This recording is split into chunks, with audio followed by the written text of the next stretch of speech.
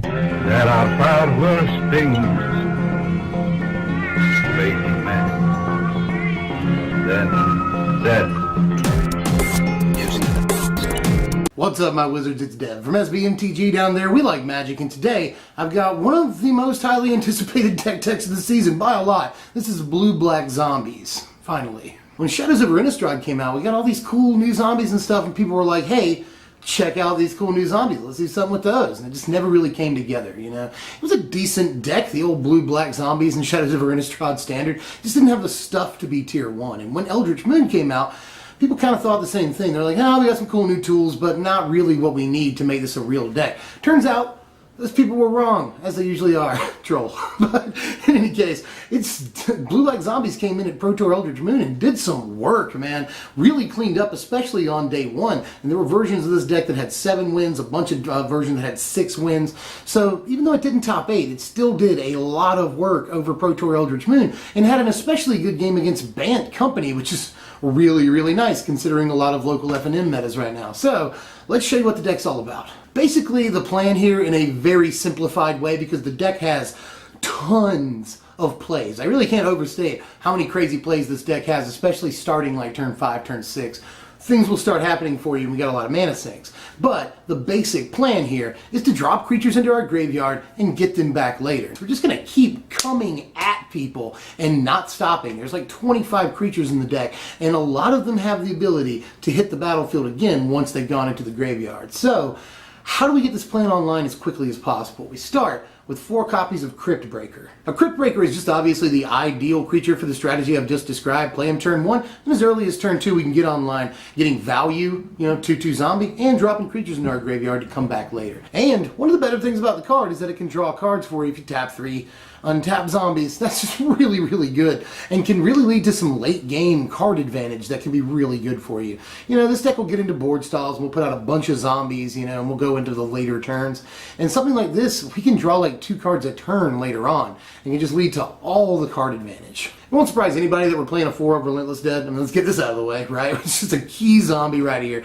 And though the deck doesn't necessarily revolve around him, he does so much for the deck, And he works really good with Cryptbreaker, by the way. For just 1 generic mana, when Relentless Dead dies, you can have a Cryptbreaker back onto the battlefield. That's really, you'll always have a Cryptbreaker. That's so cheap, especially considering so many of the plays in the deck are really expensive. These, 1 and 2 mana plays are few and far between, but very, very important for the deck, especially when it's mana starved. So Relentless Dead, super good, whether you're bringing back Cryptbreakers or Haunted Deads or what have you. And remember that we're playing Prized Amalgam. We'll get to him in a second. Whenever you bring back something with Relentless Dead's last ability there, you'll also get Prized Amalgams back. So, and he can protect himself, obviously, too. That's just crazy. So, again, we'll always keep coming at them and coming at them. And Relentless Dead is a big part of that. Huge shocker here. We're playing 4 copies of Prized Amalgam. Who could have possibly seen that coming? Just works so well with a lot of the different creatures we're playing in the deck. Just very high synergy in this build here. And Prized Amalgam is great with Relentless Dead. Use his Relentless Dead's last ability to bring a zombie onto the battlefield from your graveyard. You'll also get Prized Amalgam back. Same thing with Haunted Dead. We're playing Haunted Dead in the deck. Whenever you bring him back from the graveyard to the battlefield, you'll also get Prized Amalgam back. So, just incredible card. And yeah, when it's on the battlefield, it's just a vanilla 3/3. But you'd be surprised what a couple of these on the battlefield can do for you. So, just a vanilla 3/3 that keeps hitting you is very good. So, let's play 4 copies of him. We're playing 4 copies in this deck of Haunted Dead, of all things, and 1 copy of Stitchwing Scab. Now, not every deck over the weekend played Stitchwing Scab, but they all played Haunted Dead. Definitely. So you could probably cut Scab in favor of something else, maybe another Dark Salvation. I can see that happening.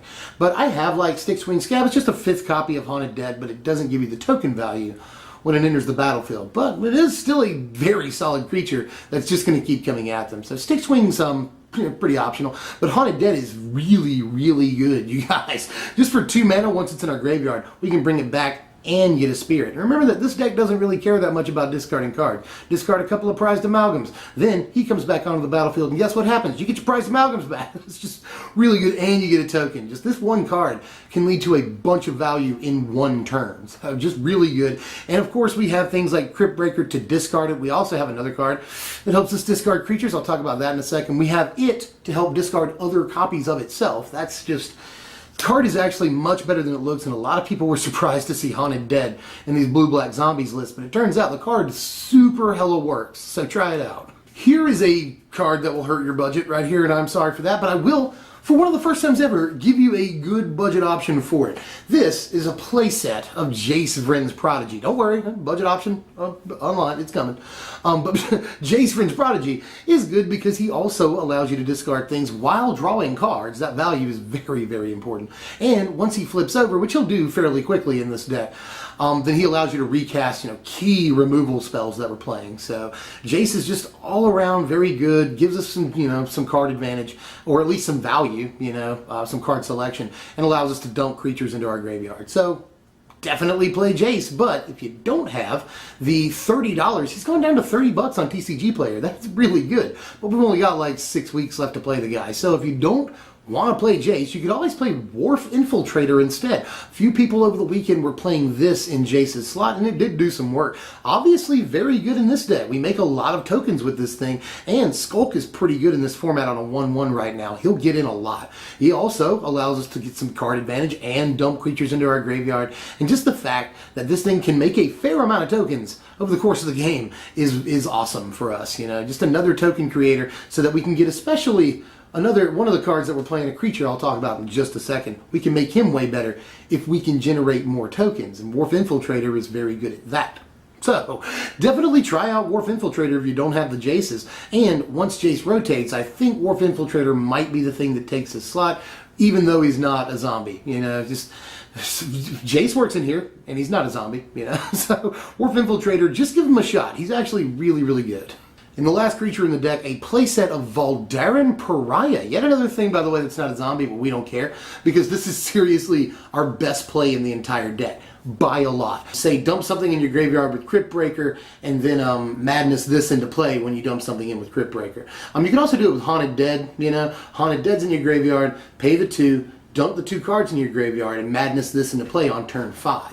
And on that same turn, you'll often be able to flip it and make them sacrifice 3 things. We don't care that we sacrifice 3 things because most of our creatures will come back. We don't care. Like, we don't lose that much value on this card being transformed. But them having to sacrifice 3 creatures is really bad for them in this format, especially considering Bant Company. The card is very, very good against Bant Company. And it's even good against some of the ramp decks in the format, in which we are very bad against most of the time. This is easily our best play against ramp, and a lot of other decks in the format. The card is really, really, really strong in this deck, and definitely don't cut this thing. Like, if you're looking at this deck and you're like, what can I not have to play?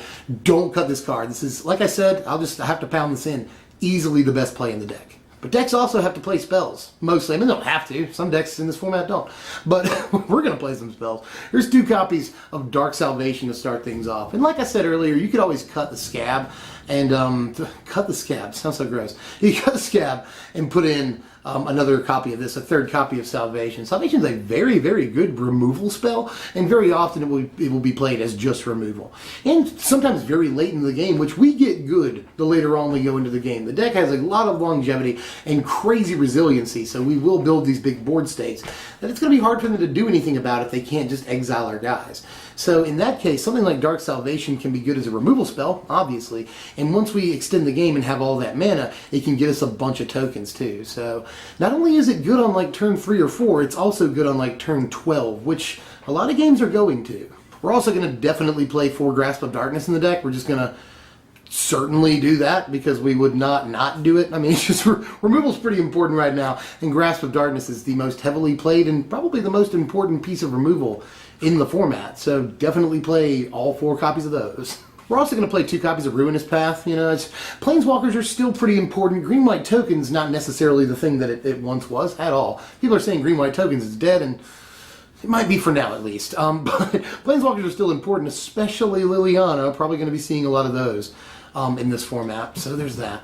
So it's still important to do that. And for 3 mana, we have the option to kill a creature. That's cool. And we can awaken it. So much value on the card that we should put in a couple of copies. And 1 copy in most of these builds at least over the weekend, of Collective Brutality. And yes, the card is pretty good in the deck. I wouldn't mind sandwiching in a couple of more copies, to be honest with you, because the card is very good.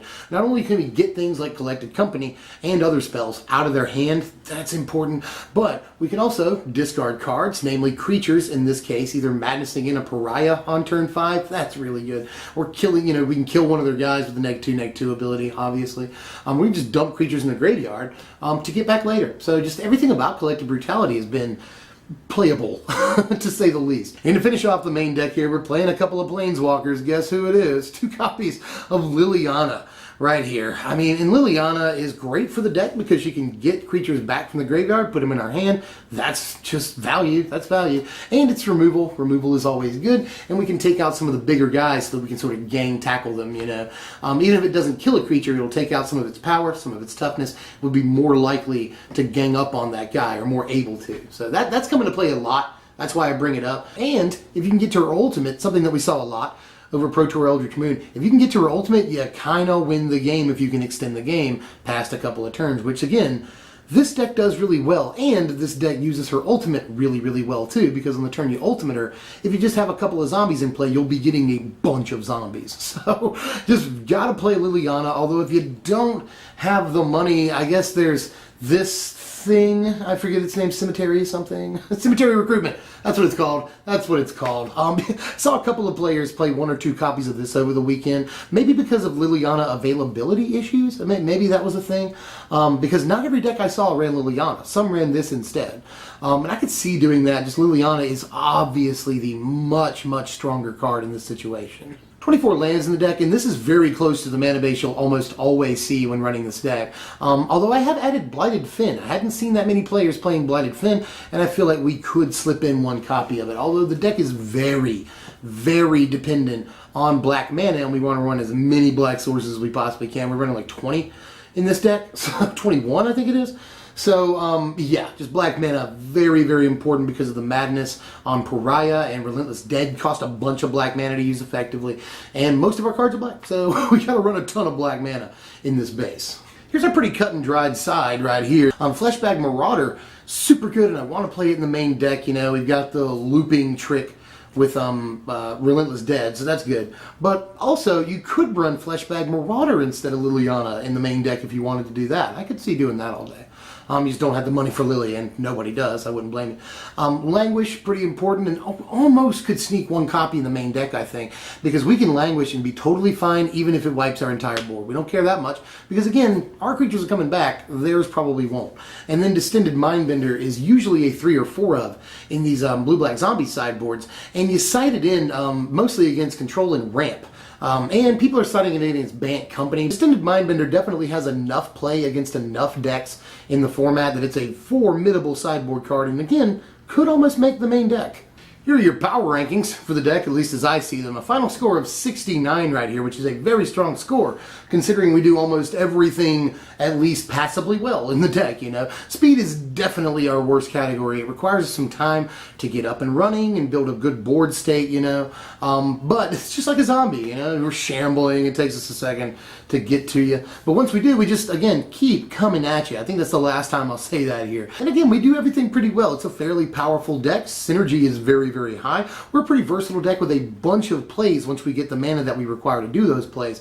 Extremely high resiliency, obviously. Defense is pretty good because of all the removal we're playing. Our offense is decent, at least, because of all the creatures we're playing and the fact that they all come back, So eventually we'll get a good attack step in. And, consistency is about as high as you'd want it to be in a 2-color deck with all these 4-ofs. So pretty good score right here. 69 ain't half bad at all, and has some good game against a lot of things in the format. And note that most of these pieces will not rotate, and the ones that do rotate, like Jace, we've already got like sort of budget replacements for that might be really, really good in this deck. So give this deck a shot because it will survive rotation, and who knows if it'll get better or worse. Who knows? I don't know. But give it a shot. It's a really fun deck to play, especially once you get the ball rolling. There's sort of a snowball effect here. Starts off small and then gets crazy on like turn 8. So give the deck a shot. I think you'll like it. But what are we doing next time? That's always an important question. I think I'm going to do Harmless Pact next time. I'm thinking of either going straight up red-black control, Harmless Pact, or perhaps Mardu or Grixis control, or just do the red-black Triskaidekaphobia, Harmless Pact, weirdo budget thing that's going around right now. I may do that too, so let me know which one you want to see more, and I'll get to work.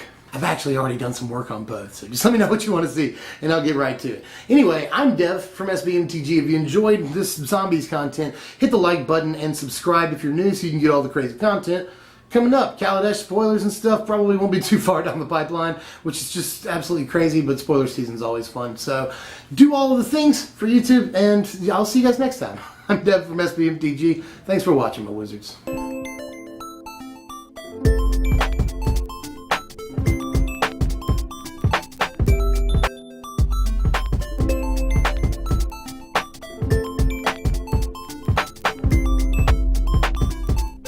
When I get up on the mic, I'm a